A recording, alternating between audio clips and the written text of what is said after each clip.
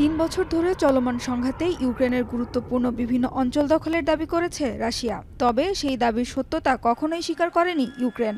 বেশ কিছুদিন ধরেই ইউক্রেনের পূর্বাঞ্চলীয় শিল্প এলাকা নিপ্রোপেট্রোভস্কে ঢুকে পড়ার দাবি করে আসছিল রাশিয়া। রুশ বাহিনীর সেই দাবি এবার স্বীকার করল ইউক্রেনও। চলতি বছরের জুন মাসের শুরুর দিকে নিপ্রোপেট্রোভস্কে অভিযান শুরুর কথা জানিয়েছিল রুশ কর্মকর্তারা। তবে ইউক্রেনের সাম্প্রতিক প্রতিবেদনগুলো বলছে রুশ সেনারা আঞ্চলিক সীমান্ত সামান্যই অতিক্রম করতে পেরেছে। রুশ বাহিনীর ইউক্রেন দখলের মধ্যেই রাশিয়ার রোস্তভ অন ডন অঞ্চলে ড্রোন হামলা চালিয়েছে ইউক্রেন। তবে ইউক্রেনের ছোড়া ড্রোন প্রতিহত করার দাবি করেছে মস্কো। রুশ প্রতিরক্ষা বাহিনীর দাবি রোস্তভ অঞ্চলের 3টি এলাকায় 10টি ইউক্রেনীয় ড্রোন ধ্বংস করা হয়েছে। পাশাপাশি ইউক্রেনের 142টি লক্ষ্যবস্তুতে হামলা চালানোর দাবি রুশ প্রতিরক্ষা মন্ত্রণালয়ের।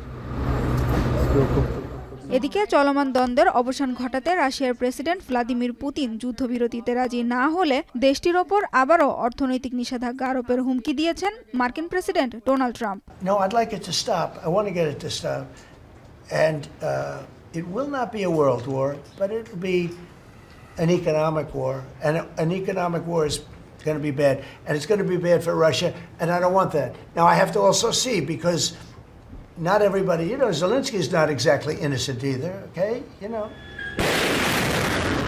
অন্যদিকে রাশিয়ার সঙ্গে শান্তি আলোচনার আয়োজক হতে তুরস্ক, পারস্য উপসাগরীয় কিংবা ইউরোপীয় কোনো দেশ এগিয়ে আসতে পারে বলে মন্তব্য করেছেন ইউক্রেনের প্রেসিডেন্ট ভলোদিমির জেলেনস্কি।